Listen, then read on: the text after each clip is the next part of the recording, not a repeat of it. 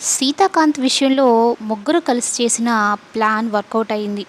సీతని అందరూ ముందు దోషిలాగా నిలబెట్టేసింది నమిత. ఎందుకు ఇలా అబద్ధం చెప్తుంది, చెయ్యని తప్పుని చేశానని చెప్తుంది, ఎందుకు ఈ అమ్మాయి ఇలా చేస్తుంది అంటూ ఇక ఆఫీస్ నుంచి ఇంటికి వస్తాడు సీతాకాంత్. ఇంతలో రామలక్ష్మి పూజ చేస్తూ ఉంటుంది. ఇక చాలా దిగాలుగా బాధగా కూర్చొని ఉంటాడు. రామలక్ష్మికి అర్థమవుతుంది ఏం ఎందుకు సార్ ఇలా ఉన్నాడు, ఏమై ఉంటుంది, నేను వచ్చేటప్పుడు కూడా బాగానే ఉన్నాడు కదా ఆఫీస్ నుంచి అన్నట్టు అనుకుంటూ ఉంటుంది. అయితే శ్రీలత ఏం ప్లాన్ వేస్తుందంటే, నానా సీత, అమ్మవారి పూజ బాగా జరిగింది, నుదుటి మీద కుంకుమ పెట్టు, సౌభాగ్యవతిగా ఉండాలని చెప్తుంది. ఇక ఏదో ఆలోచిస్తూ ముభావంగా ఉంటాడు సీతాకాంత్. బొట్టు పెట్టే టైంకి కరెక్ట్గా పోలీసులు వస్తారు. అరెస్ట్ చేయాలి అంటూ, నేనేం తప్పు చేశాను అన్నట్టు మాట్లాడుతూ ఉంటాడు.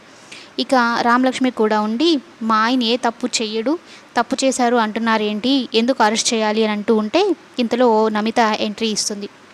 నన్ను బలవంతం చేయపోయాడు, లొంగ తీసుకోవాలనుకున్నాడు, అందుకని నాలాంటి వాళ్ళు ఎవరు బలి కాకూడదని అతని మీద కేసు పెట్టాను అని చెప్పగానే ఒక్కసారిగా షాక్ అయిపోతుంది రామలక్ష్మి.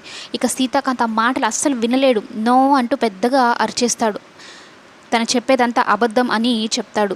ఇక పోలీసులు కూడా నమిత చెప్పిన మాటలే నమ్ముతారు. ఎందుకంటే ఒక ఆడపిల్ల అలా సిగ్గు విడిచి తన మీద అలాంటి మాటలు చెప్పుకోదు కదా, అందుకని నమిత గురించి చెప్తారు. నమిత వరిష్ఠ క్యారెక్టర్ అని వాళ్ళకి తెలియదు కాబట్టి వాళ్ళు నమిత చెప్పేదే నిజం అనుకుంటారు. సీతాకాంత్ని అరెస్ట్ చేయాలని అనుకుంటూ ఉంటారు. ఇదంతా చూస్తూ శ్రీలత నవ్వుకుంటూ ఉంటుంది.